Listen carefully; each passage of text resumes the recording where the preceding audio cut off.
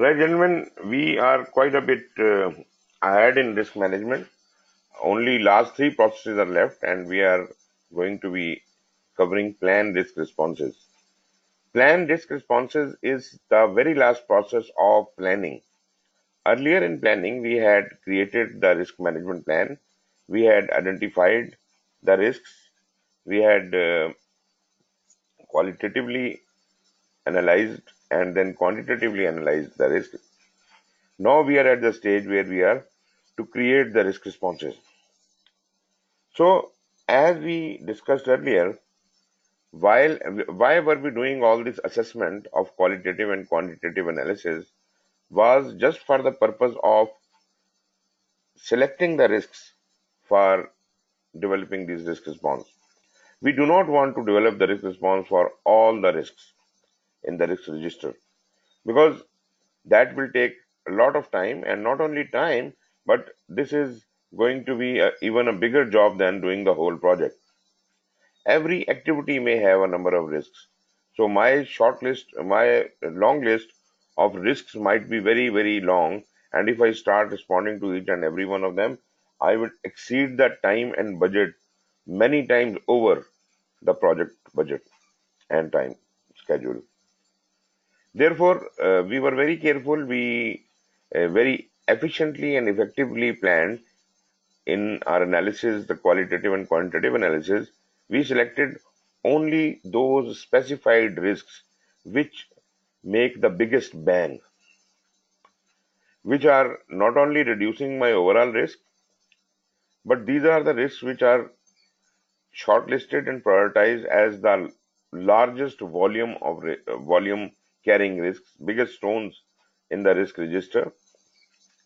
And we also took care through sensitivity analysis as if we can reduce those risks which are causing problem anytime in the life of project by simultaneously occurring with other risks and having a synergetic big effect.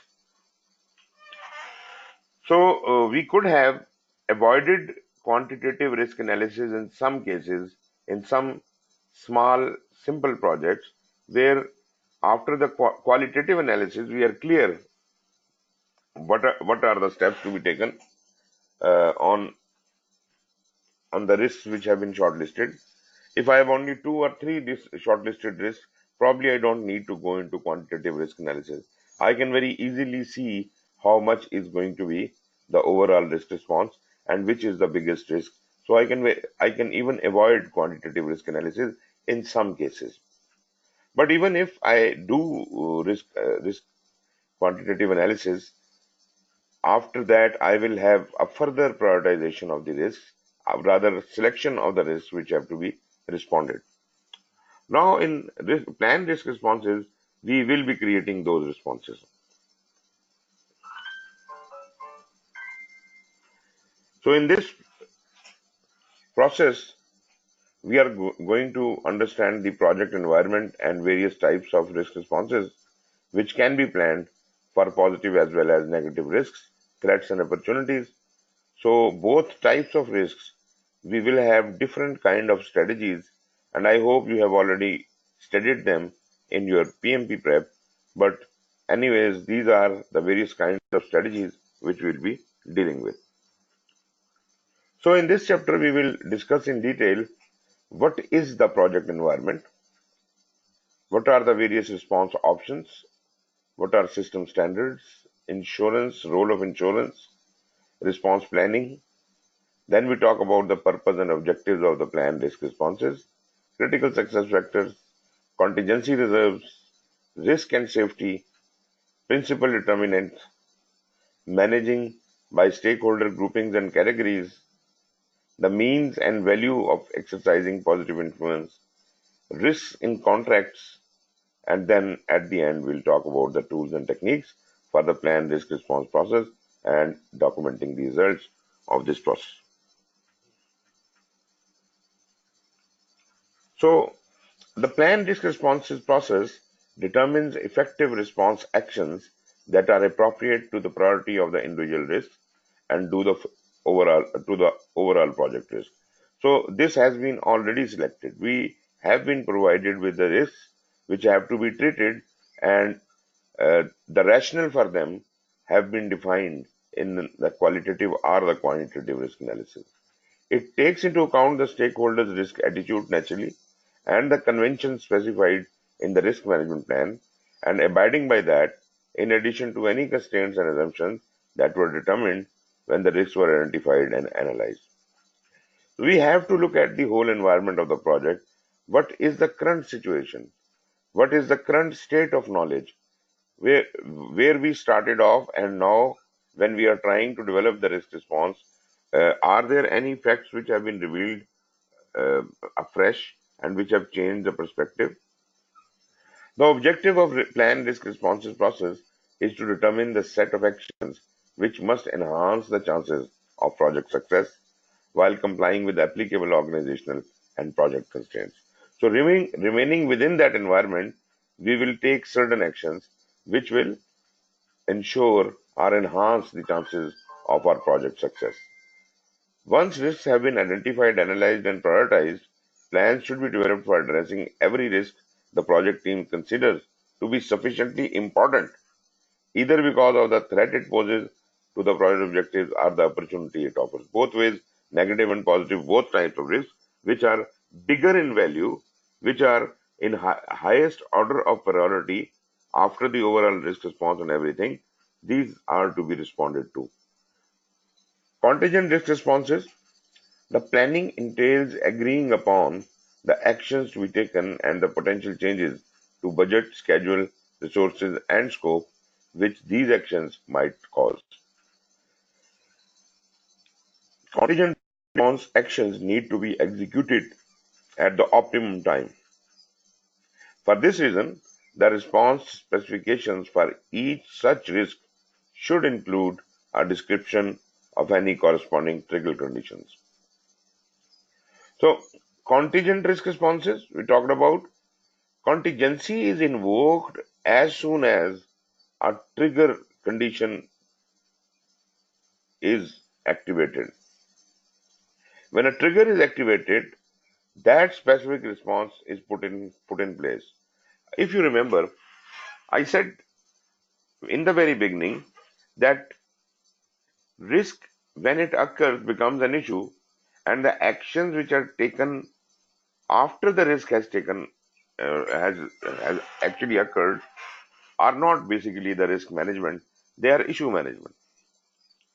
Now, what all we can take right from identification till the risk occurs are all covering under the risk management.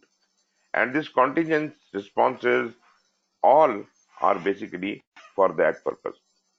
Now, naturally, whatever action we take from the identification till the occurrence of the risk, these will do either of the things. Either they will reduce the probability of the risk or they will reduce the impact of the risk, and resultantly the exposure of the risk will be reduced. Now those actions, some of the actions may be taken as early as the risk is identified, but some actions we do not want to take until and unless certain signs appear. They are sensed that this risk is this much close to us, and we are alarmed, we are triggered that this risk has reached that level, and now it is going to be occurring in, say, in a couple of hours or days or something. We must take action at that point in time. For example, fire extinguisher problem, I told you, if your room is likely to catch fire, you will immediately install a fire extinguisher. You will not wait for fire, or you will not wait for the signs of fire. You will immediately install the fire extinguisher because fire can be at any time. So what we are doing is we have taken the action as soon as possible. But this might not be true in all the cases. Maybe the building has yet not been constructed and building is going to be constructed, and after 6 months, when the building is up and running and the electric circuits have been installed, then starts the uh, risk of this building catching fire. So that is probably the point when I should be installing the fire extinguisher. No, not 6 months earlier, because so far the building does not exist. Where are you going to install the fire extinguisher? So there might be a trigger as soon as the milestone of building construction, the gray structure has been completed. You may be activating the contingencies of having the fire extinguishers. Maybe if the project is closed down earlier than the construction even starts, there is no need for having spent money on this risk. So we should not be buying the fire extinguishers in the very first instance. We must have it tied to some kind of a milestone or some kind of a environmental condition triggered, which would tell me that this risk is near. So this was kind of a example of a fire extinguisher, which is to be taken earlier. But there are certain actions which have to be taken at the spur of the moment when the fire is about to break out. What actions are you going to be taking? Are maybe the alarm system which will warn the people? That could be one thing. Or maybe the exercises we do for the fire drills, fire alarm drills. So they might also be some actions we are taking for countering the risk. Anyways, we must have defined the sensors and trigger conditions against all these risks, especially those which have been shortlisted, and we must be ready to take action as soon as it is required to be taken action. The contingency response will be invoked at that specific time.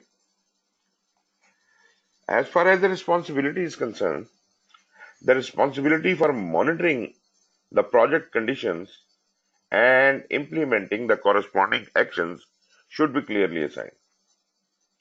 Every risk should have been allocated to a risk owner, which we have already defined in the identify risk process, and each of the corresponding risk responses should now be assigned to specific risk action owners. And who are the risk action owners? Ji Mohit, can you tell me?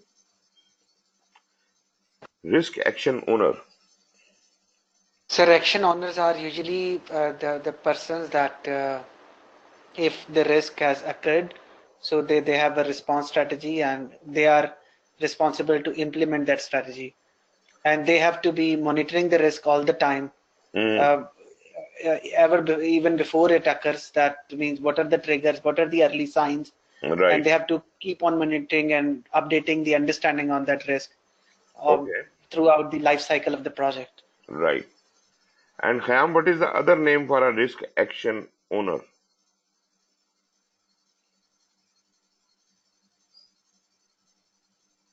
You have Risk owner, sir. a risk. Risk owners. No. Risk owner is a different thing. Risk action owner is a different thing. ठीक है, sir.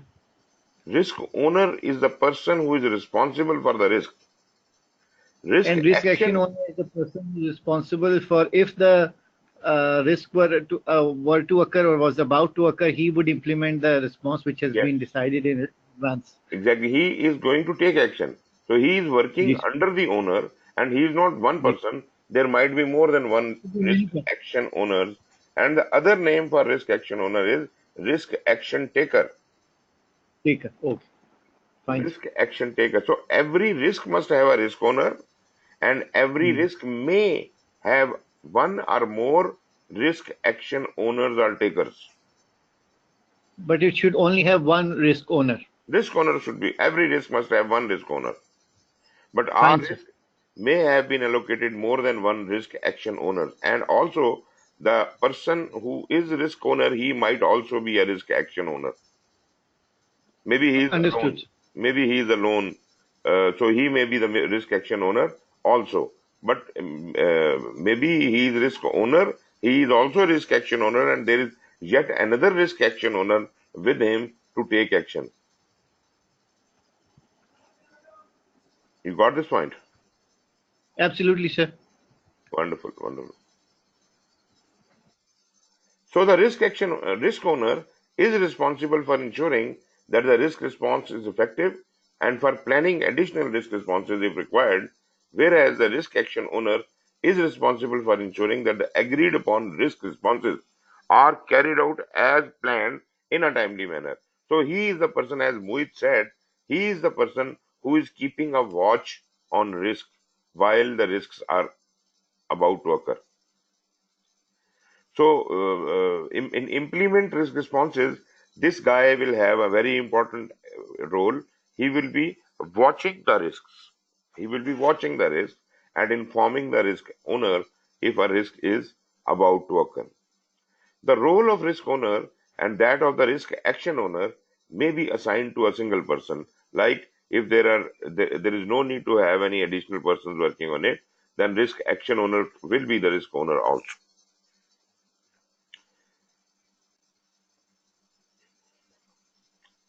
Secondary risk, I think you both know it. So can you explain it, Sam? What is a secondary risk? Sure, sir. So secondary risk is a risk which occurs as a result of the contingent plan that you've devised for a risk. So it's a result of the plan that you execute or the risk response strategy that you have. When you execute that, the risk that occurs as a result of that is a secondary risk. For example, if you um, transfer the risk to a third party, so there is a secondary risk that can come out, that if that party goes out of business Mm, or has a huge loss, then that's a secondary risk because of the risk response that you implemented. wonderful. Mohit, do you agree with it? 100%, sir. Yeah. But I differ a bit. Okay, sir. So can you guess why? There's a slight correction to be made here. Okay, sir. You said secondary risk is something which occurs as a result of an existing risk. I Sir, do not it's It's the totally as a agree result with of it. a result of the strategy risk that you response implement. strategy. Yeah. As a result of the response strategy, sir. It's spawning from response strategy, not uh, the response itself. So means, yeah, so Okay. that has to be identified in advance. Okay. I partially agree with you because it is not necessary that the Mm. secondary risk is in any way associated with the current risk or its responses. The secondary Okay, risk sir. might be lying dormant and was unseeable, unknowable, and we could not Mm. have known and identified it just because it is hiding behind the big bulk of the current risk. We can't even see it in light of the current risk.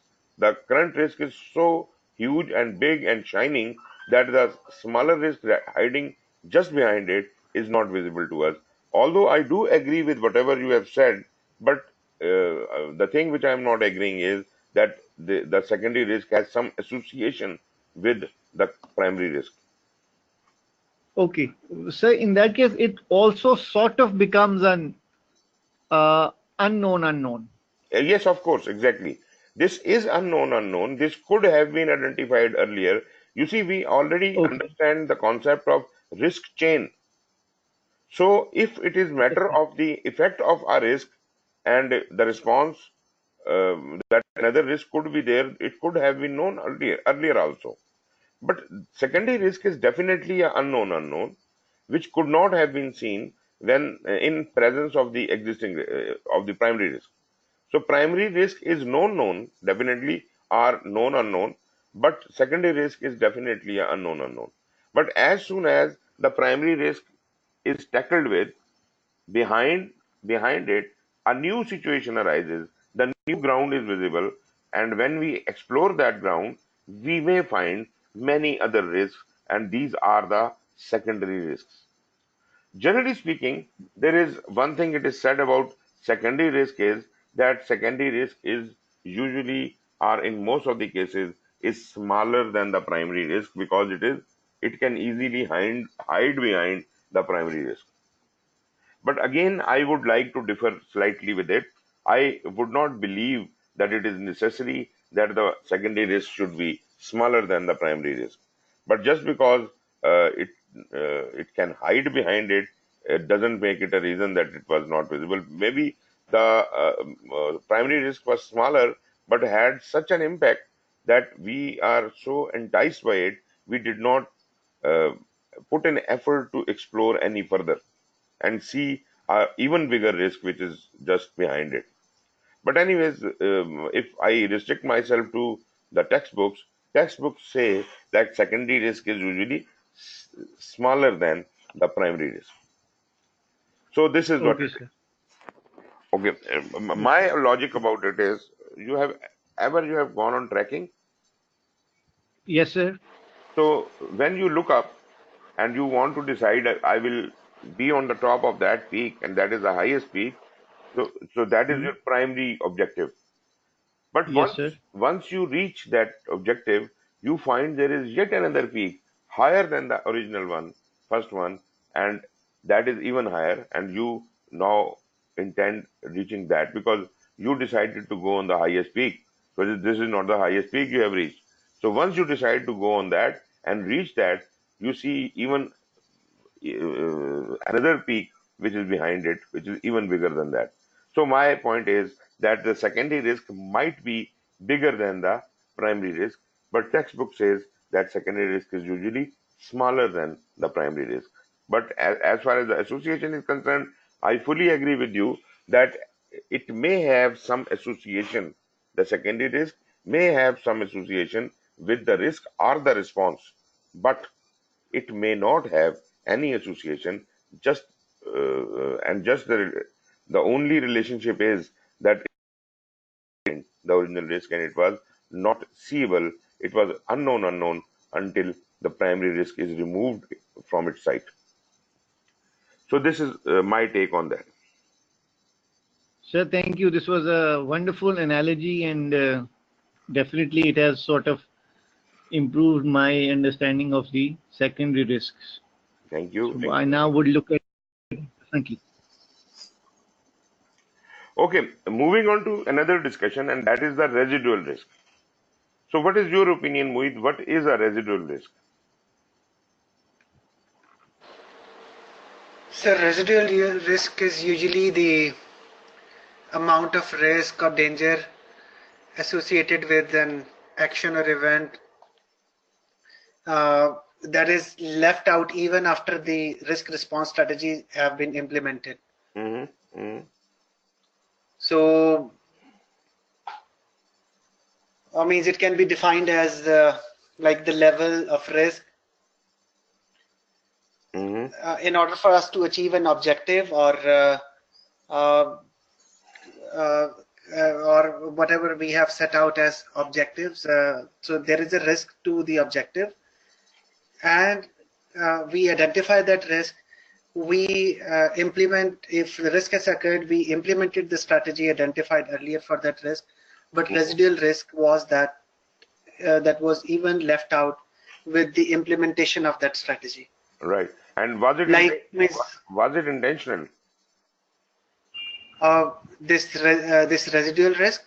Yes. Yes, sir. And why did you leave it Because, out? Because sir, it's not possible to 100% eliminate risks. exactly, you cannot wipe it out. The chances exactly means if taking your previous illustration example that you have given for the risk of house catching a fire. Mm-hmm. So even if I have installed the fire extinguisher and Mm-hmm. if catches the fire, risk occurs. Mm-hmm. So means the fire has been taken control over. So but there still the risk has occurred. The risk response was there to install the fire extinguisher, Mm-hmm. but now I might be experiencing some delays on the project. due to that I have to take care of all the burn stuff or other things which might have damaged because of that risk response strategy. So they are going to remain there, means even after implementing the risk response strategy. Okay, let's see. Um, First of all, any risk cannot be completely 100. eliminated. That is Yes. one first point. Risk is uncertainty, and even if we know all about a risk, it still is a risk, and we may not know it fully. And whatever measures we take, we may not be able to completely eliminate a risk. Number one. Number two, it may not be feasible to eliminate the complete risk. We don't want to eliminate the all risk. Why do you want to eliminate the risk completely? We may need only to reduce it to certain level as if it is comfortable for us. Like you see, we have done the quantitative analysis and qualitative analysis, and what is our target? We are just identifying certain risks to be treated to a certain level. We don't want to eliminate any risk because it is not feasible that we keep pumping money into our risk just for the sake of it. We just want to bring it down to our level of acceptance, which is within our threshold. So we will be treating our risk down, only as much as is required. Otherwise, why we will not be, that will be too traumatic for us to treat every risk down to the nuts and bolts. So let us treat it only what is necessary. Now the question is, what is necessary? We already have explored our stakeholders and we have found what is their risk attitude. And seeing their risk attitude, we have determined their risk threshold, their risk attitude, appetite, and ultimately now we have a threshold that our stakeholders can take or accept this much risk. So this much risk, which is acceptable to the stakeholder, why am I trying to eliminate that? I should not be eliminating that because my stakeholder has clearly shown that this much risk he can take. So he can pay for it. Why am I eliminating it? Because if he can pay for it and I am trying to eliminate the same, the cost which is going to be spent on completely eliminating this risk might be more than what is paid for accepting the risk. So that is one thing that I do not want to eliminate the risk at all. Completely, I don't want to eliminate the risk. Now, a very interesting situation arises. When I started the project and I identified a risk, I had a risk threshold defined by the stakeholder, and according to the risk threshold, the risk threshold in the beginning was very high. Our stakeholder was expecting that they can bear loss of up to $10,000 and that is no problem with us. So I said, okay, up to 10,000 is no problem. So anything which was causing more than 10,000 loss, I started identifying that as a risk. And I had identified a number of risks. But down the road, so what I have left is, now you have to understand this point. Now, when I create a response, I say 10,000 is okay, $10,000 is no problem with us. This is within the threshold. Anything more than that, so there is a risk which is causing $100,000 loss, and I wanted to reduce it. When I tried to reduce it, I found that it cannot be reduced beyond, say, 25,000. So I could have reduced $75,000 risk. So I did that because that was within my limit. Now I have left out 25,000, out of which 10,000 was anyways acceptable. So the residual risk actually I left out was 15,000. 10,000 was acceptable, 15,000 I could not treat, and rest 75,000 I have treated. So my residual risk in this case is 15,000. right? Maybe when we move ahead, we find that this risk is still causing some problem to the project, and I may have to reduce this residual risk as well. So maybe I start treating this 15,000 and can reduce it. So it is very much possible that once a risk has occurred, then we or it not even occurred, when I realize that it has to be further reduced, so I can come up with another strategy for reducing the residual risk. But that is one story. What if the stakeholder tolerance changes over time in the life of the project? Suddenly, in the middle of the project, we find that stakeholder has become less tolerant to the risks, and they have reduced their tolerances to plus minus 1,000. So that means anything beyond 1,000 is a risk. So the two things have happened. First of all, um my residual risk has increased. So if it was previously 15,000, now it is 24,000.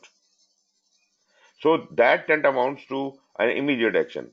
Number two, though all those items which were not considered as risk, which were worth 10,000 and below, they then all those risks which were between 1,000 and 10,000, they all have also become risk, and they will also have to be identified subsequently.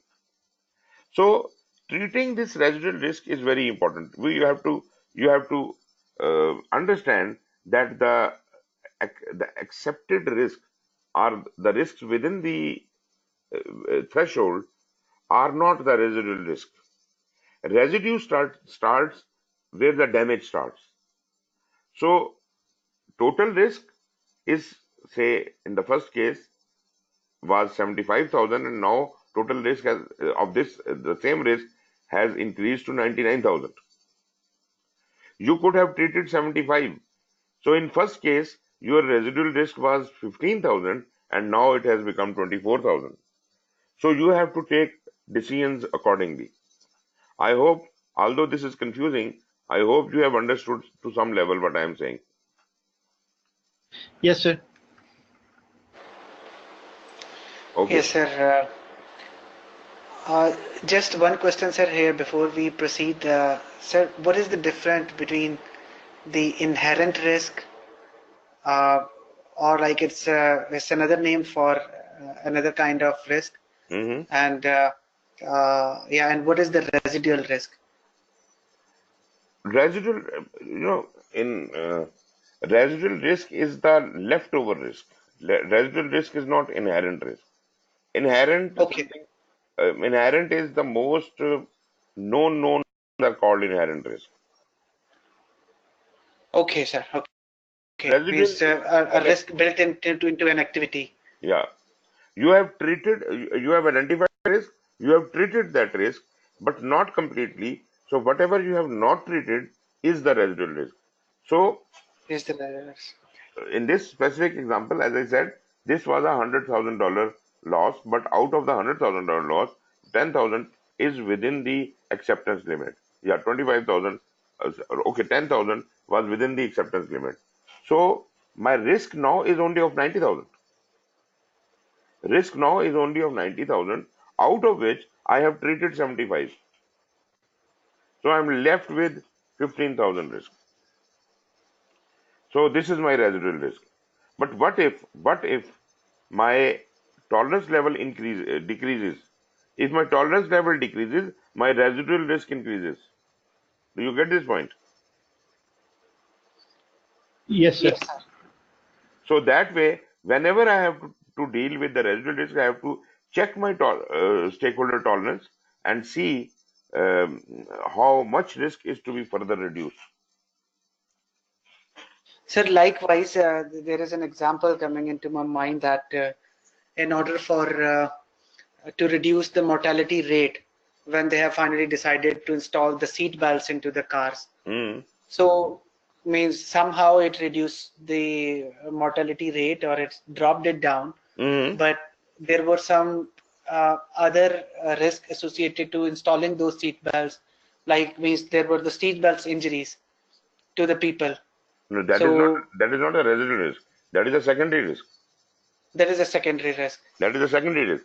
Residual And risk is residual risk would be that if means even after installing the seat belts, there still are some deaths or there still are yes, some of course, injuries caused by the car accidents. That right. is the residual risk. The risk response of having the seat belt have decreased the mortality rate up to some extent, but it not did not eliminate it. So still there are some deaths and still there is some damage, but the major loss has been averted. But still there is some residual risk. And if you want to add more protection, some other means are to be added that will reduce the residual risk. All right, sir. But Understood. but the question is, are you ready to pay for that? We are only going to pay in the most efficient manner. I just want to pay the minimum for the maximum benefit. So the maximum benefit is if I can bring down the mortality to say 10%. So I don't want to treat the remaining 9%. So that's it. We are okay with people dying, still dying. But if at all it is so important that we have to save them, you see, in a commercial flight, why don't they have those parachutes? They should have parachutes for everyone. Why don't they have that?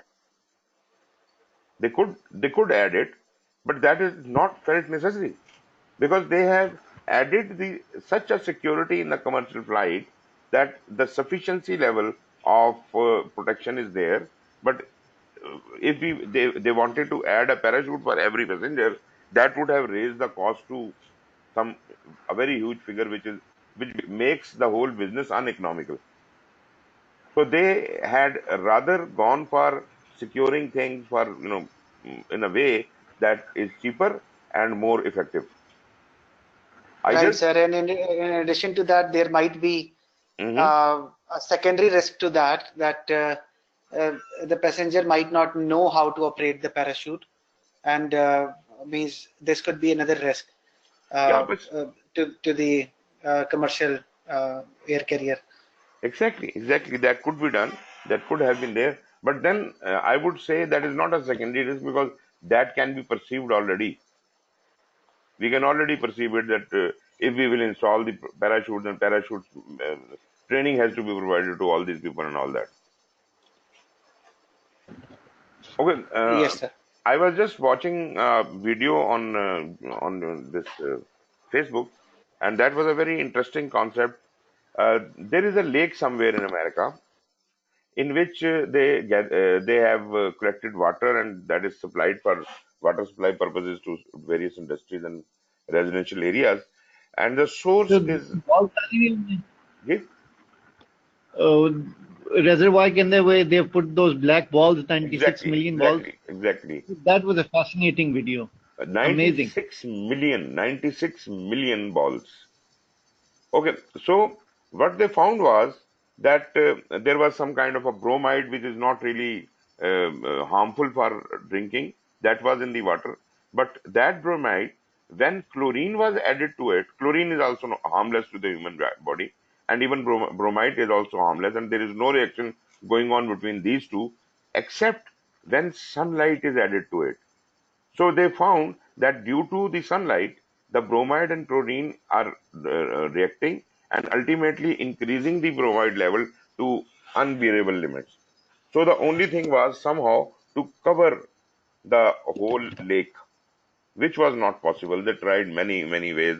It was so expensive, and there was no way it could have been feasible. So somebody came up with an idea to add small balls,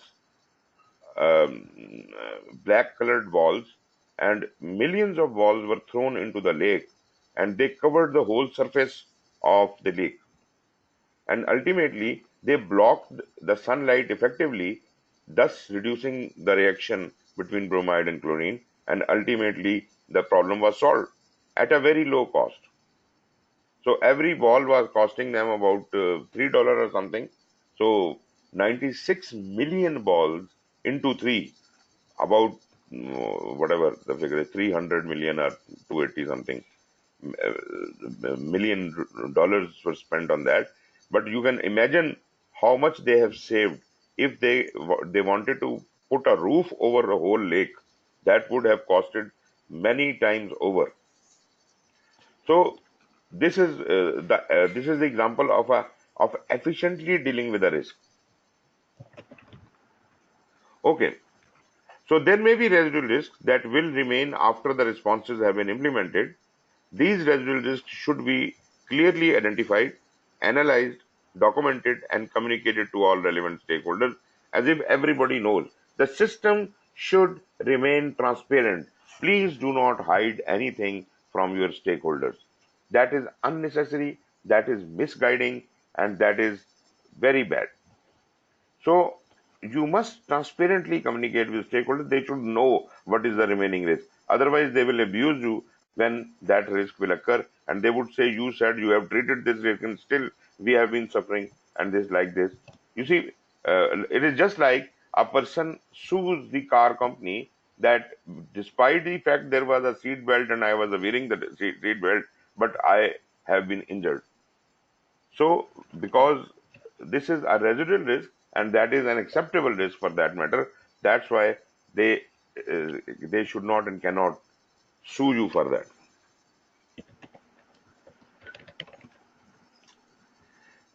As we understand about the project integration, from the very beginning, we have been talking about the risk management is all about integrating this risk into the project, into the whole project through the integration process. So, whatever risk response you are designing, naturally that response is not going to come free. That is going to spend some money, that is going to take some time. So all the money and time and all and changes in scope have to be properly integrated into the project through project integration. So relevant activities, let's say you have to buy a fire extinguisher to be placed there. The process, the activity of buying the fire extinguisher and the money required for buying the fire extinguisher, that all must have been added to your schedule and cost. And ultimately, that should be reflected there. All the approved unconditional actions arising from risk response planning should be integrated into the project management plan in order to ensure that they are carried out as part of the normal project implementation. So, as far as the implementation is concerned, execution is concerned, it does not know whether it is a risk or it is an activity. As soon as you have given an approval and added some activities related to risk into the normal activities, they will be treated as normal activities. They will be done as normal activities. So if you have written down that on this date the fire extinguisher has to be bought and installed, that will be bought and installed without any concern about whether it was a risk response or a normal activity. Now we have got contingencies. We say if this thing happens, then take these actions. So these actions have been registered and written down into one of the scheduled models, and the cost has been pre-approved and put there. But these actions are not to be taken until and unless that trigger condition occurs. Only when that trigger condition occurs, that contingency comes into action, and that money is allowed to spend. You don't need to make a change request for that. This is a pre-approved change request already lying with you. The corresponding organizational and project management rules should also be invoked, including project change management and configuration control, if required. That should be activated immediately, as if it can accommodate those changes into the integration, into the requisite project objective. Project planning, budgeting, and scheduling, resource management for that risk, and project communication planning, as if everybody knows what is happening.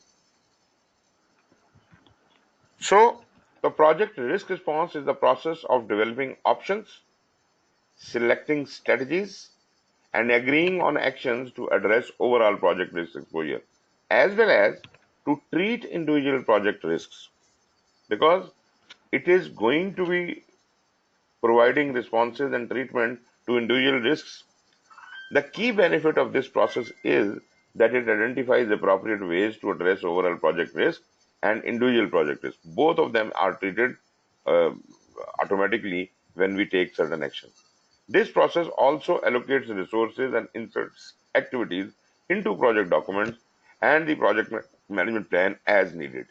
This process is performed throughout the project. And what are the exact inputs, outputs, and tools and techniques? Uh, the inputs, as you can see, are exactly the same.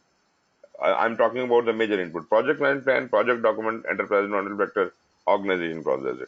But the ingredients have changed a bit. In project management plan, what is now more important to me as far as the plan risk responses are concerned is the resource management plan, risk management plan, and the cost baseline. And from the project documents, I may need to consult the lessons learned register, project schedule, team assignments, resource calendars, risk register, risk report, and stakeholder register. So all of these things, if ready, I can then take certain action. And what are the tools we have? I have the expert judgment. I will be interacting a lot during the risk response planning also. Data gathering, I will be interviewing the stakeholders. I have to keep that requirement of transparency and communication with the stakeholders. Interpersonal and team skills, we have to have facilitation with all the team members and the stakeholders. The major tools here for risk response are these strategies. Strategies for dealing with threats, strategies for dealing with opportunities, then contingent response strategies, when which contingency may come in action, then strategies for overall project risk. So these are the 4 types of strategies we will be interacting with. These are the basic techniques we're dealing with. And what are different kinds of data analysis we do? Alternatives analysis and cost benefit analysis. First of all, this is interesting because what are the when I am trying to develop a risk response, what are the various alternatives open to me? What can I do? I can accept the risk, I can mitigate the risk, I can transfer the risk, I can do this, I can do that. These are the various alternatives. Which alternative is suitable for me? And to do that, I have to do the cost benefit analysis. I have to calculate each possibility and which is the most feasible possibility. I am going to go for that. So that is exactly why it has been done. It is very much possible that all the strategies are possible. In some of the cases, some of the strategies are not possible for a specific risk. For example, this risk cannot be accepted or cannot be mitigated, but it can be transferred or it can be escalated or things like that. Sometimes all the response strategies are possible. Then what to do? Then go for the most feasible one, which takes the minimum funds, minimum resources, and give you the maximum benefit. This is what we desire. So this is it. Ultimately, the key decision making. Decision making, again, we already have studied multi-criteria decision making, so we will use that. And there might be change requests coming out of it, and these change requests will ultimately be approved and certain things will be done. What is updating as a result of this? In project management plan, we may result in changes to schedule management plan, cost management plan, quality management plan, resource management plan, procurement management plan, or any of the 3 baselines: scope, schedule, and cost. And in documents, assumption log will be updated, cost forecast will be affected, lesson learned register, project schedule will be updated, project team assignments may change, risk register and risk report will be updated accordingly. So this shows the flow of all things coming in and out. This is not really very complicated because change request is going to perform integrated change control. All the project plan updates are going to project plan, and all the document updates are going to project documents. So in this case, the expert judgment, natural expert judgment, we have been using since now, since the beginning. So expert judgment here means that we need expertise in specifically areas of dealing with the strategies dealing with strategies for threat, opportunities, contingencies, and overall project risk. So we need expert advice on these kind of things, so which can be sought. Generally speaking, we have in the very first lecture we talked about the hazard, the crisis and the disaster and all that. So hazard is basically the bigger form of risk, right? And this is beyond our limit. So if there is a hazard, there is an expectation of a hazard. Hazard, as I said earlier, could be mostly it is natural, but it could also be man-made. Like if you have a nuclear bomb, nuclear explosion, it is a man-made hazard. So can the hazard be prevented? Yes, of course. There might be certain ways to prevent the hazard, but that is not in a project's capacity to deal with the hazard prevention. Hazards may be prevented at a very high level, maybe at government level, global level, or maybe, nature should take care of them. So if at all anything can be done to a hazard, it is not the project manager who can do it. This is not in the capacity of the project manager. So generally speaking, we do desire that this thing should not occur. So we are desiring for the prevention of the hazard, but that is not within your power. So what is in your power? What can you do about it? Whenever I'm just talking from the perspective of a negative risk, if there is something bad which is likely to happen, you will probably like to get away from the way of that risk. You do not want to be standing on the path which is about to be flooded, or you do not want uh, to be facing the risk head on. Therefore, the very first instinct is to run away from this problem and be available, be sitting securely at a safe distance, right? So if you understand, you know that there is lightning likely to strike more in a certain area, you should not be standing there. You should, if at all you have to observe it, you will be standing at a distance, and therefore you are trying to avoid. But if first of all, can you avoid the risk or you can't avoid the risk? That is a question. But if you avoid the risk, it is not going. You will have to pay some time, cost, or, or resources to avoid that risk. For example, as I usually give the example, if I want to travel on express highway, Islamabad Express Highway from Pindi to Islamabad, and I know it is going to be crowded at a certain hour in the day, then I have to meet a deadline. I have to reach in a meeting at that specific time. Probably once I know that it will take 1.5 hours to reach Islamabad and I don't have enough time, so it should be a sane decision to avoid express highway and use an alternate route. The alternate route, normally Islamabad highway takes half an hour. In the rush hour, it will take 1.5 hours. I need to be there in the meeting in say 45 minutes. So I may like to take an alternative route which takes say 40 minutes, but at the same time it is going to say it is naturally going to cost me more. It may be a kind of not a very smooth way. Maybe potholes are there and all the way it is not as good as express highway, but still I'm going for that. So I have to pay for certain things if I avoid the risk. It is not free, even if I avoid. That is another case if a risk cannot be avoided, right? So if it cannot be avoided, then I will go for other options. But if it can be avoided and the cost of avoidance is very high, still I'll go and look for other options. What is the other option I can have?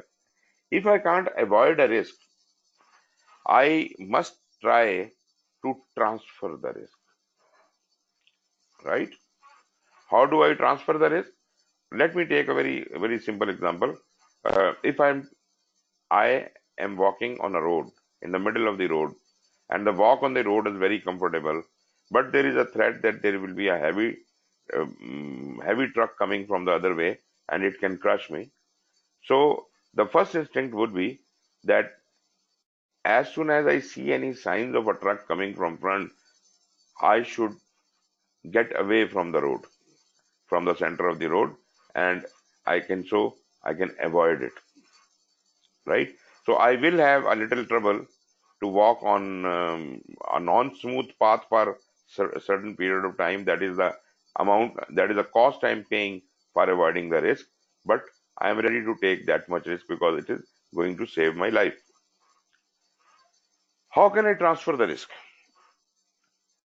Truck is coming. I am not dealing with the truck. I cannot, mitigate the risk as yet. I am not doing that right now. But how can I transfer the risk? Maybe I am walking with my friend and I ask him to please cover me. Why should he cover you? Or I ask him to get me sitting on his shoulders, as if he can take the blunt of the accident, and though I am not going to be secure as well, but at least I will be less damaged. And I am ready to pay for it, this risk transference. So he is going to, whatever action he takes, it is now his ball is in his court, and he has to take whatever action. He has to run, he has to mitigate. Whatever he does, I have transferred the risk to him. I am sitting on his shoulders, and he will, even if he accepts the risk, even he runs away from the risk, avoids the risk, mitigates, whatever he does, it is his responsibility. I have done the risk transfer. This is when you are outsourcing your work to someone. But you have to pay for it. It is not free. Then is the mitigation. Third option is the mitigation. And mitigation means I can do two things. Either I can reduce the likelihood or the probability of that risk, or I can reduce the impact of that risk. As I was discussing earlier,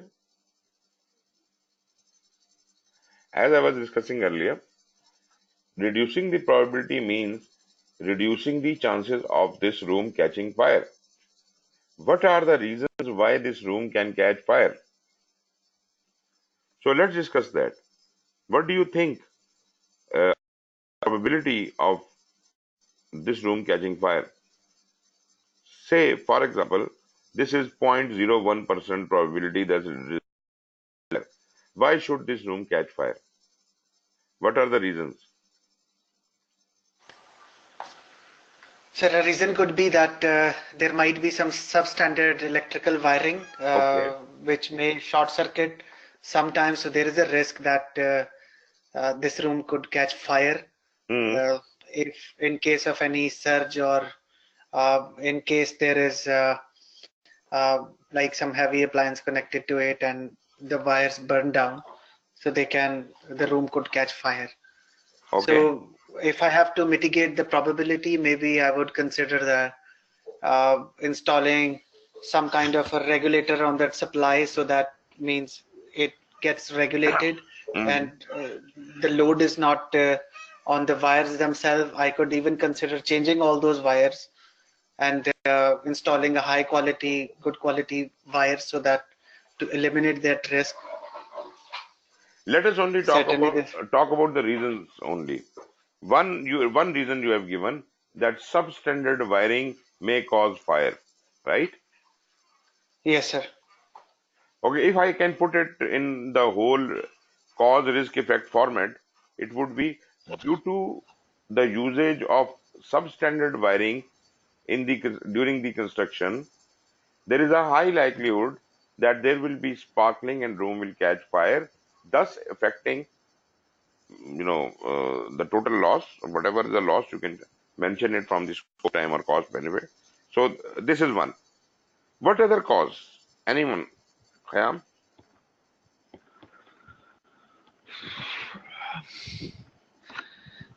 So, One is obviously, as Mohit said, some electrical appliance. One was faulty wiring. Then there's a gas appliance or electrical appliance in the room, So, which could, due to a gas leak, there could be a fire, or due to a short circuit in that appliance, there could be a fire, okay, okay. or So let us call it gas leakage. Yes. ठीक है sir. ठीक? The gas leakage. Okay. What? One could be that if somebody sits there and smoke Right. in the Yeah. room. Smoking. So there are three reasons. Any other reason comes to your mind? So mainly these reasons, there may be a gas burner That's covered. inside the room. Covered by gas. That is covered by gas. Okay. Okay, maybe there is a probability that the room Lightning might catch fire strike. from the neighborhood. Means if my neighbor gets a fire, so it can get transferred Okay. to my room or my house as well. Okay. So probably let's convert the smoking thing into spontaneous fire or whatever you want to call it from internal or external sources. Fine, fine, sir. Fine. So these are three reasons, right? Out of these three reasons, let us grade them on a 1 to 100 scale. How much is the probability out of 100 of catching the fire by electrical connection? How much is the proportion of gas and how much is the proportion of other sources? So probably I would say the would have a slightly higher gas, and electrical appliance would have slightly higher probability. So would be smoking, and the extraneous circumstances or external factors, that probability would be a bit low compared to these two.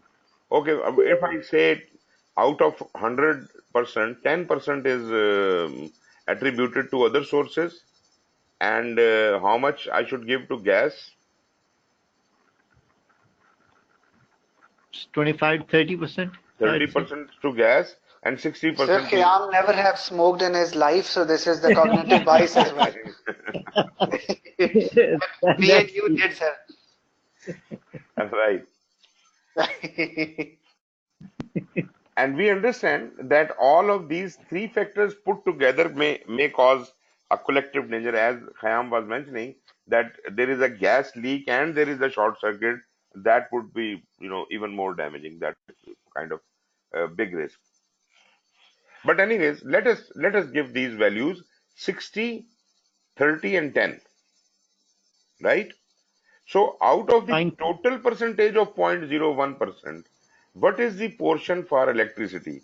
That is 0.06% is for the electricity, 0.003% is for the gas, and 0.001% is for the other circumstances. Is it okay? Yes, sir. Right. Okay. So why I'm doing that, as if I can make you realize how little impact you are making by doing all this. What I said, 0.06% is 0.006% is for wiring. Okay. Uh, what is the first thing comes to your mind? How do we react to? How do we react to all these three situations? First of all, as far as the fire, smoking is concerned, other sources is concerned, what we can do about it? What is your initial Sir, we response? can prohibit the smoking inside Prohibit the the room. smoking, right? Okay, Yeah. agreed. And let us calculate how much is the cost of prohibiting the smoking, right? What is the cost of prohibiting the smoking? What measures you have to take? So maybe some warning signboards, Okay, putting so it on the walls. or Maybe you put in 20 20 of these boards on different places in the premises. How much will it cost you? yes, maybe say $2,000, and then there could be the communication cost for running an awareness campaign or something like that Okay. to. So whatever this cost is kind of uh, the least cost you can spend on any of these actions, right? Let us move on to gas. What can you do with gas?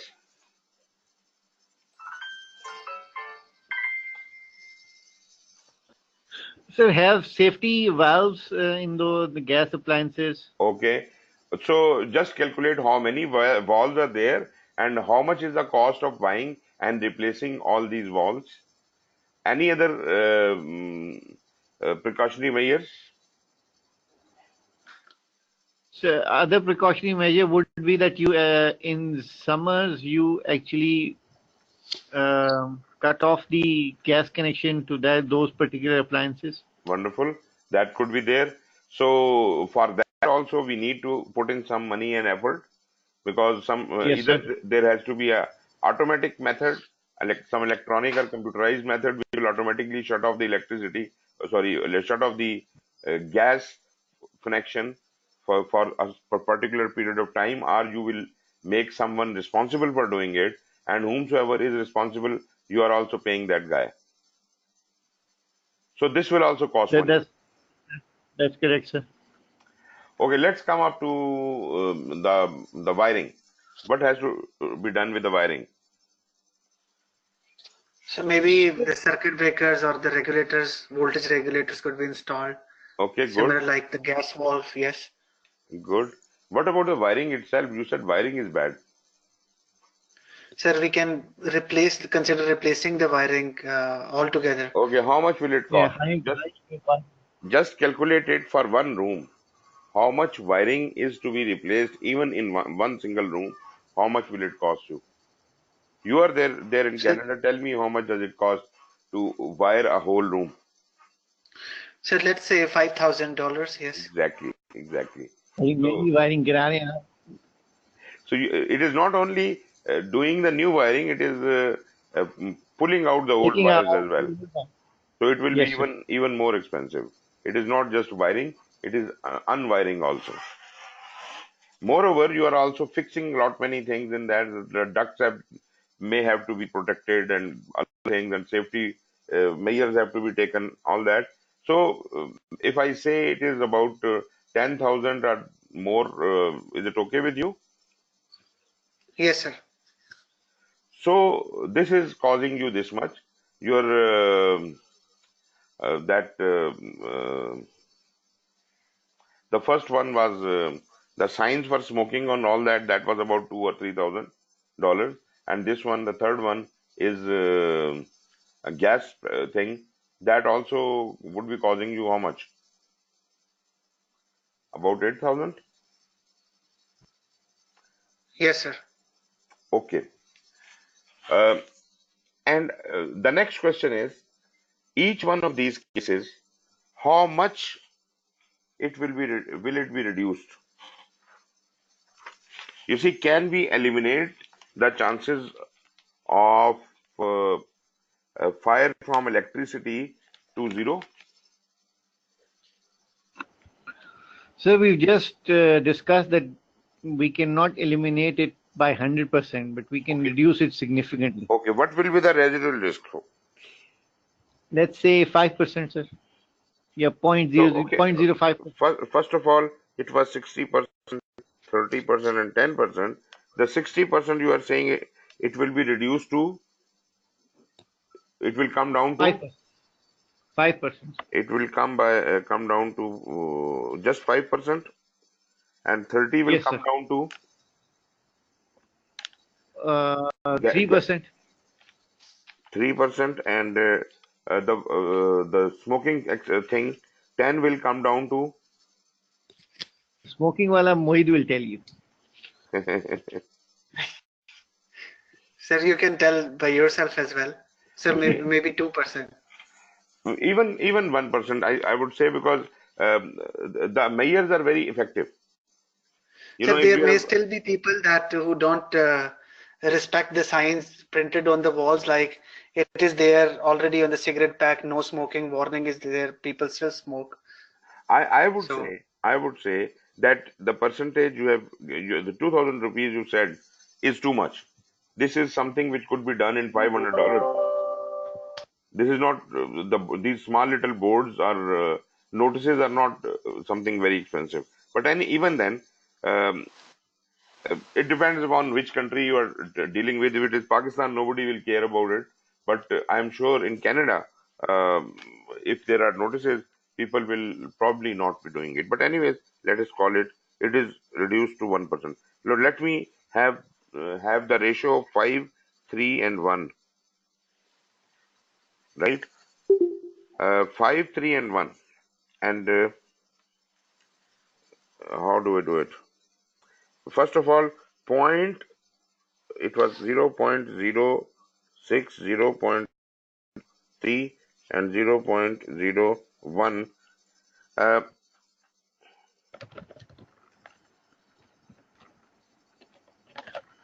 0.1, 10%.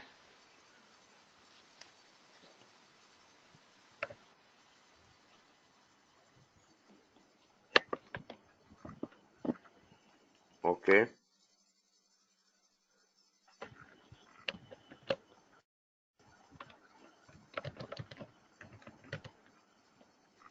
Okay, the 60% will come down to 8.33%. And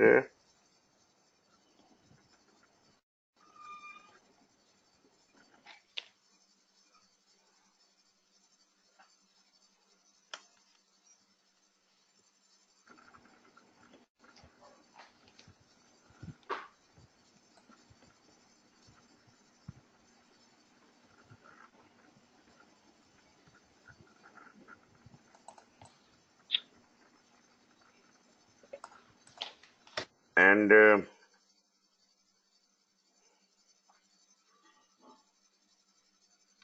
that has become 0.00083, 0.00001, and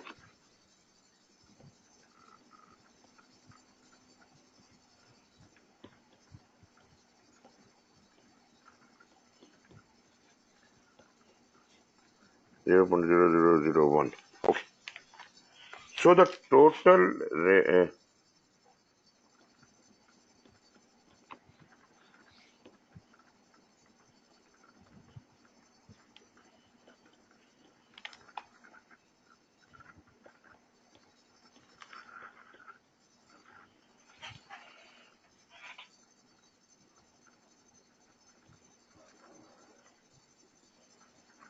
okay.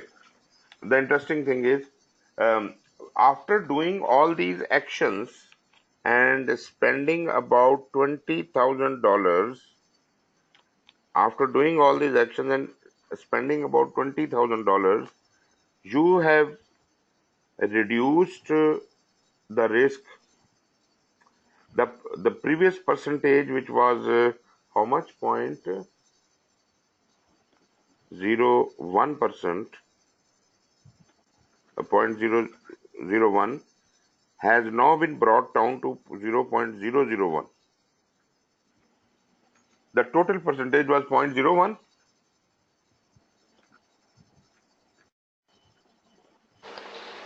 right? Yes, sir. The 0.01 has now been reduced to 0.001. Okay? And I have spent in this process $20,000, and the exposure. Okay, what was the damage? Damage in the room. Let us say the damage in the room was how much? Say $50,000. Fine, sir. Okay, let's say $50,000. When no action was taken, when no action was taken, at the rate of 0.01%, 50,000 multiplied by 0.0001. 1% will be 0.01% will be 0.0001, isn't it? Yes, sir. So this tantamounts to just $5. Is it right? Yes, sir. Okay. And if I look at it from the angle of after having taken what is the residual risk? Residual risk would be 0.05 5 cent. 5 cent is the residual risk. The initial risk was $5, and what I have done is reduced it to $0.05. So earlier exposure was $5. New exposure is $0.05. So what I have gained? 0.05. What I have gained is 0.4.95, Sir, but yes, sir. and just to gain, just to save $4.95, I have spent $20,000. How do you think is justified? It's not, sir. So this is actually the picture which emerges out of risk management. You cannot imagine, when I ask people what action you will take if there is a fire in your room, they say we will have um, sprinkler system and that system. I ask them, do you know how much that costs you and how much you are losing? You are not losing anything, even if it is 10% chances, and this room costs about 100,000. 10% means 10% is a very high percentage per fire, right? 10% is So a, that discussion rolls down again to the sensitivity or the concepts you have told, of course, the prawn, of course. The yeah. sensitivity will add the value. I'll come to that, but if this is a normal room, it is not worth it that I should spend so much money in it. And normally, through our calculations, we always prove that fire extinguisher was a much easier option, much easier option, because fire extinguisher will cost you about 2 to 5,000 rupees, right? And it will take care of, say, 80% of the damage it will. So ultimately, 80% damage, put it on one side and see how much is your, cost. So the benefit is much more than that. But if you have a sprinkler system or change of wiring or all these valves and everything built into the system, this is good to have, but this is not worth it. But then is the question of sensitivity. If the matter is so sensitive, like Chernobyl example is there, if that kind of nuclear plant is there, and it is not just the matter of human life, it is a matter of global uh, disaster. So what do they do in that? They to avoid fire, they will go to any length. They will even suck out whole of oxygen in a moment, as if the fire cannot start or cannot expand. So if there is no oxygen, there is no fire. But at the same time, all the human beings in that building will be sacrificed. So this is a viable risk. To save globally, we may sacrifice few lives locally. So this is the matter. This is where sensitivity comes in. This is due to the sensitivity of that thing that you may take certain decisions. Now, you can't suck out oxygen from a normal room, because that is stupid. Just to save few dollars, just to save few dollars, you are sacrificing human life. Is it viable? It is not viable. Do you get my point? Yes, sir. Okay, right. And then we have got the contingency. We'll talk about it later. But you see, um, this is exactly what exercise I have done with you. You understand what is risk exposure. I just gave you the example. Risk exposure is equal to probability multiplied by impact. Probability multiplied by impact. So just, let's not go into the complicated example. Just take the example. The probability is 10% and the impact is 100,000. Then the risk exposure is 10,000. Agreed? Yes, sir. Okay. Now, if you take any action, whatever strategy you use, somehow you reduce, this is your mission, to reduce the risk exposure. So you reduce the risk exposure by spending some money on it. And for example, you have reduced the probability from 10% to 1%. If it is 1%, 1% multiplied by 100,000 would be 1,000, right? True, sir. So the Yes, risk sir. exposure earlier was 10,000, now is 1,000. So what is left? 9,000. Yes, So 9,000. you have reduced 9,000 at the cost of whatever you have spent on it. Maybe you spent 50,000. So 9,000 divided by 50,000 would be something in 0 point something. Until and Yes, sir. unless this is, even if the answer is 1, it is not feasible because you are not gaining anything. The money you are spending is equal to the exposure. So you are not gaining anything. But, Perhaps, sir, this is Giri, like shooting rabbit with the cannon. exactly my point. So until and unless your answer is more than 1, rather as higher the answer is, more leverage you will get. This is called the risk reduction leverage, and the formula is risk reduction leverage is risk exposure earlier minus risk exposure later, whole divided by the cost you have spent, risk reduction cost. Now just apply it to the fire extinguisher thing. Fire extinguisher is not going to reduce your probability. It is going to reduce your damage by 80%. So that means that loss will not be 100,000, the loss will be 20,000. And even if the probability remains 10%, the 10% that means 2,000 rupees. Your risk exposure becomes 2,000. So earlier it was 10,000, now it is 2,000. So you reduced 8,000. At what cost? 5,000 rupees? 8,000 divided by 5,000, your answer is more than 1. That means fire extinguisher is always going to be feasible. If you want to change the wiring, it is going to be much more expensive. Any other action will be expensive until and unless there is some sensitivity attached to that thing, and that increases the value of that.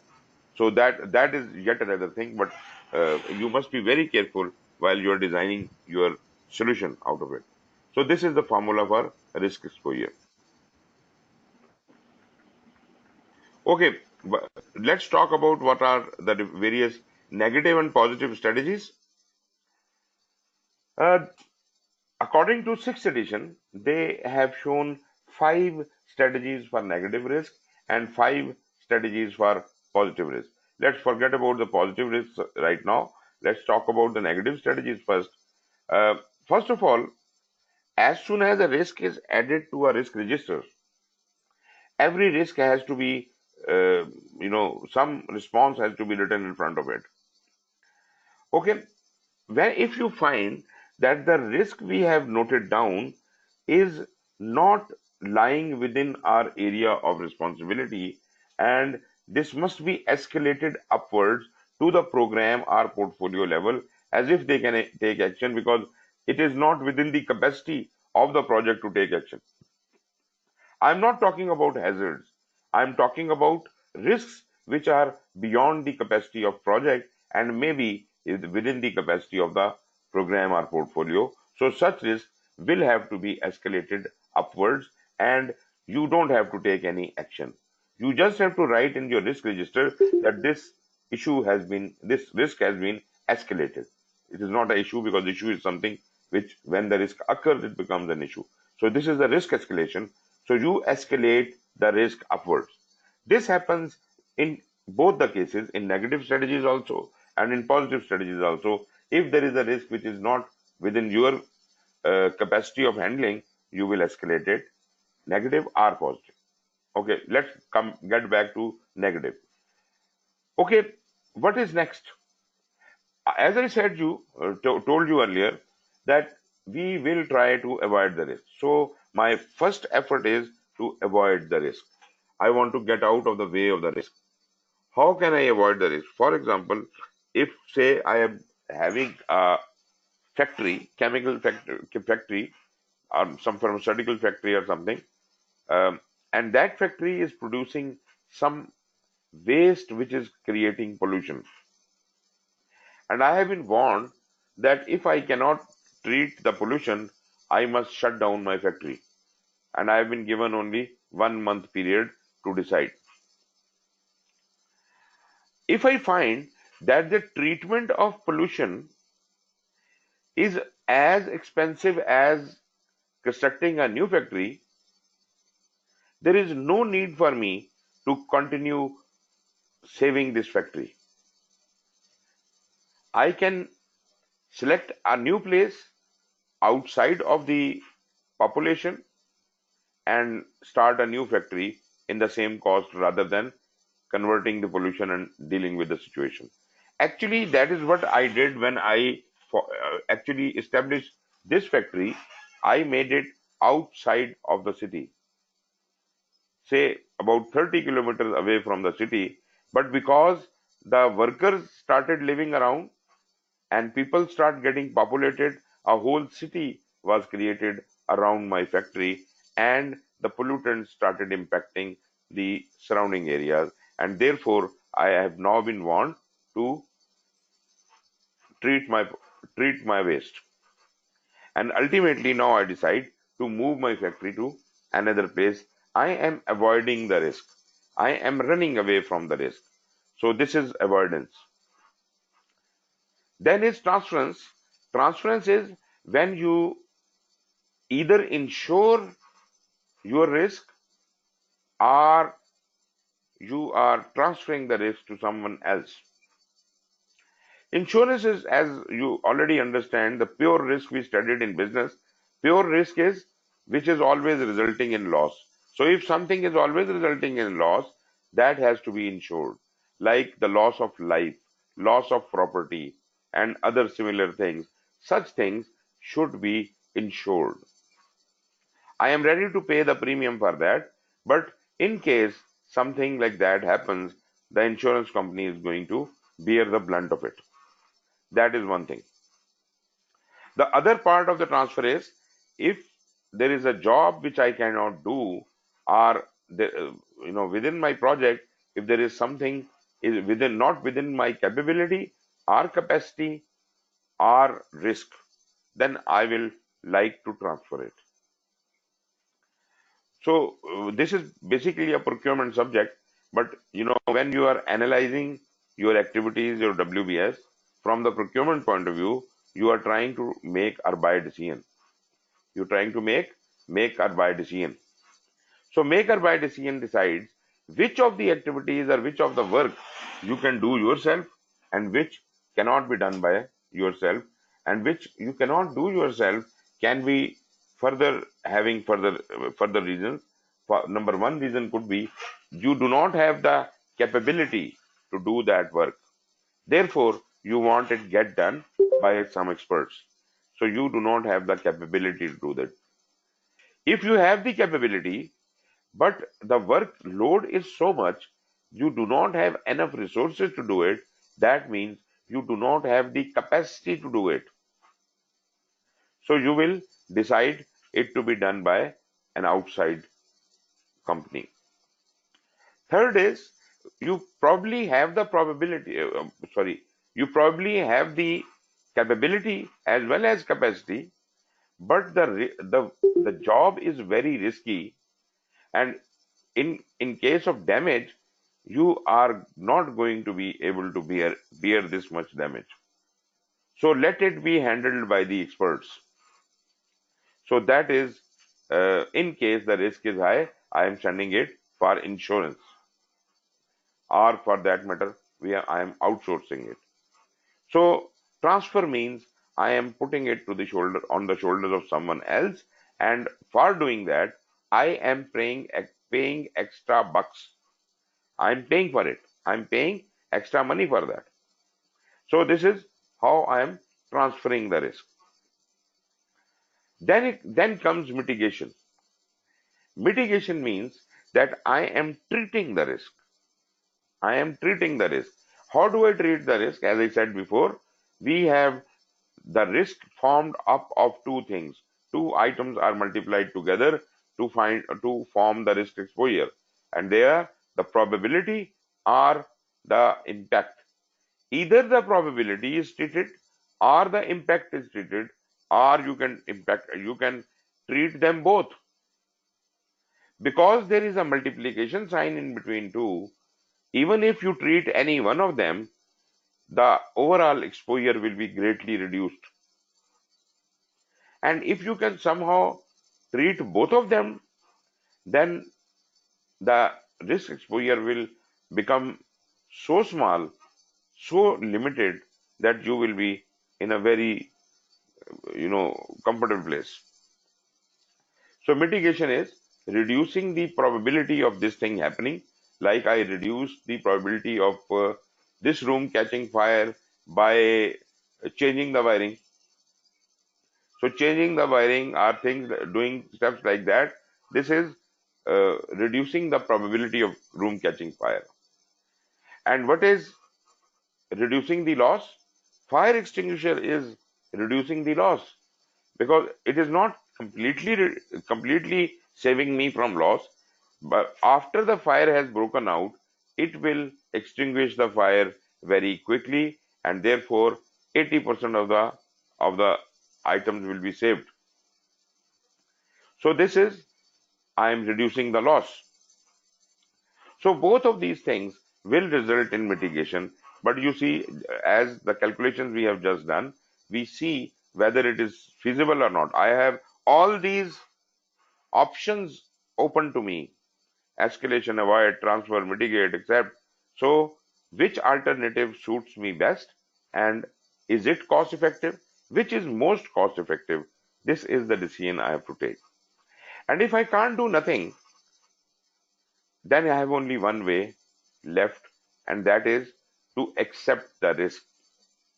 I am ready to accept the risk because I know I can't do anything.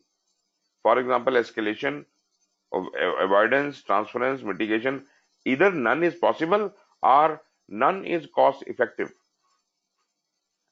In that case, I will be ready to accept the risk.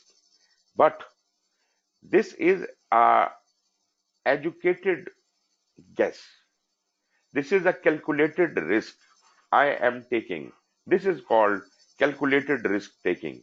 After having calculated everything, knowing my facts and figures, I am now ready to accept the risk bravely. This is very different from a otherwise apparently brave person who bangs into the risk. He calls himself a risk taker. He does not analyze the risk, he does not calculate the risk, but he just goes and bangs into the risk without anything. And he thinks that is going to be called as a brave attempt. That is a stupid attempt. So risk taking is not risk acceptance. Risk taking is something done by a blind, brave person, a short-sighted person, a stupid person. But risk acceptance is actually the person who is taking a calculated risk. So that much is for the negative risks. Let us now talk about the positive strategies. Again, the strategies are very similar to the negative strategies, and two of the terms are the same. Escalate and accept are there also in negative strategies, and here also in positive strategies. So if the risk is not within the scope of the project, it can be escalated to the next higher level. Exploit is the reverse of avoidance. In negative risk, we wanted to get rid of, we wanted to avoid, we wanted to run away from a negative risk. So we had avoidance. Here, we don't want to run away. It is something good, some opportunity coming to me. So I am rather going to exploit this opportunity. If this opportunity comes my way, I would rather like to stand in its way and enjoy it. So exploiting the risk. Then the reverse of transfer is share. The opportunity is so much that it I am going to enjoy it, but why should I not enjoy it with others? Why should I not be sharing it? Like in the case of negative risk, I was it was a bad risk. I was giving it to others.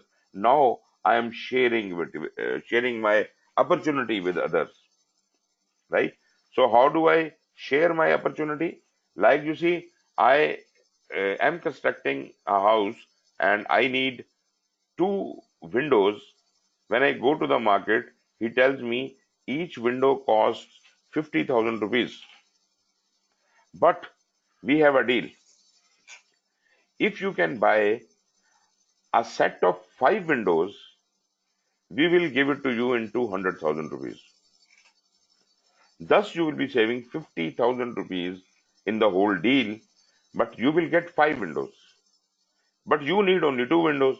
Why don't you share these 3 windows with someone else who is constructing a house next door? So if you can somehow share this, we will have each window costing 40,000 per head. Per window will be 40,000. So that way we can enjoy the rebate. Both of them, both of our parties can enjoy this rebate. Enhance is the reverse of mitigation. In mitigation, what we were trying was to reducing the probability and to reducing the impact. Now we are going to do reverse. Enhancing means we are enhancing or increasing the probability. If there was an opportunity of this probability, there was a probability for this opportunity to be 10%, I would like to take actions to enhance it to 20%, 30%, or something like that. If there was as in the case of the mitigation, that damage was 100,000, here the opportunity. So I would love it if my opportunity can be enhanced. I would like to go for something more in advantage. So I will take measures, similar kind of measures I took in mitigation. I take measures to enhance my probability of success. Enhance the probability as well as the impact, and ultimately that I am increasing my risk exposure as far as this risk is concerned. And if I find at the end of it that I could not have done anything to benefit from the positive risks, then the only option open to me is whatever comes to my way, I will accept it. Again, this is an educated guess. This is a calculated risk I am taking. From the negative point of view, I have shown you one person who apparently was very brave, calls himself a risk taker, and I said it is a stupid person. Similarly, there is another person who is always blind to the risk. He doesn't want to know about the risk. This is called a risk averse person. Risk averse person is one person who, like a pigeon, closes his eyes when he sees the cat. He knows the cat is going to eat him up, but he is just closing his eyes as if because he can't see it, the cat is going to go away. Cat is not going to go away. So this is the risk averse person. And if you tell this person that you see your room can catch fire, why don't you take any action? So the response would be, well, please don't talk like this because this is very bad to talk things which go bad. And probably if you say it, it will go bad. So I don't talk about it. Therefore, it will not go bad. So that will not solve your problem. That is not solve your problem. Undue pessimism or optimism, both are bad. So these are my various risk strategies. Any comments so far? Yes, sir. जी जी शाहिद साहब, are you hair?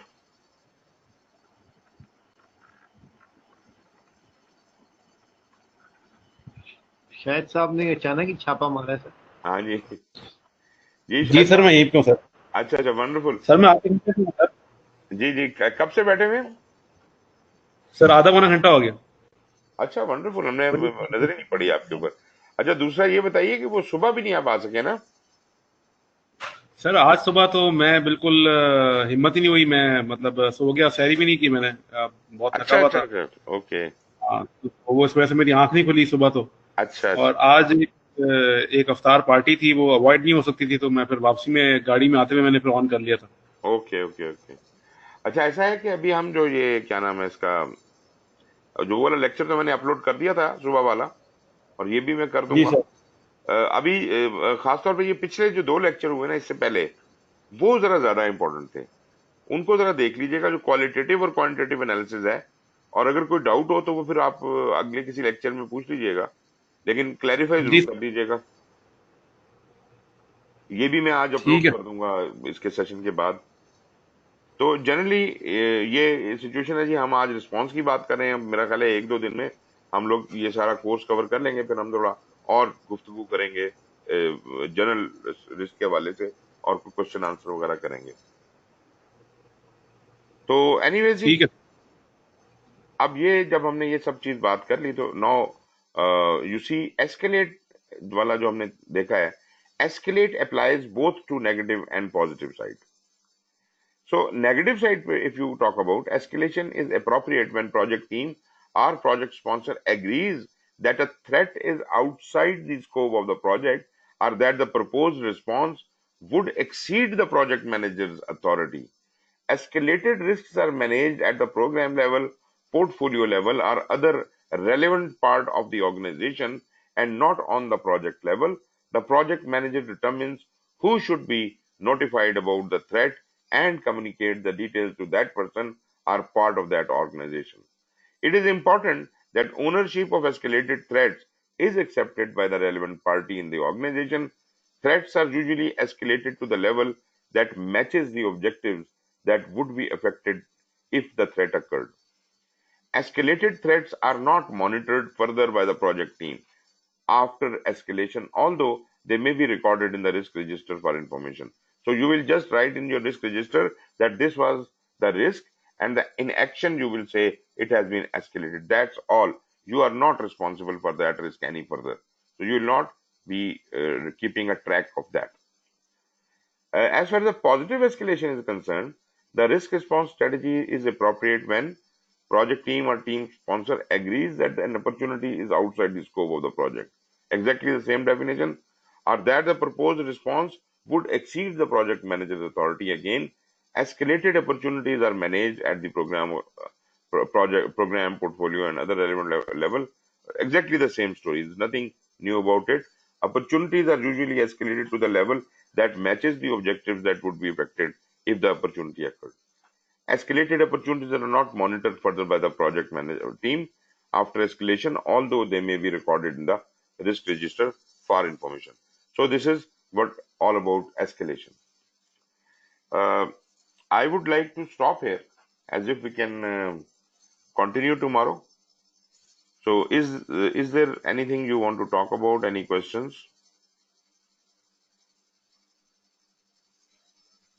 No sir, I think बड़ा interactive था। बड़ा normally ये जो है plan responses, ये थोड़ा तुमने पहले भी पढ़ा हुआ है, थोड़ा बोरिंग होता है, लेकिन it wasn't boring at all, so I have no questions. Okay. जी मोहित।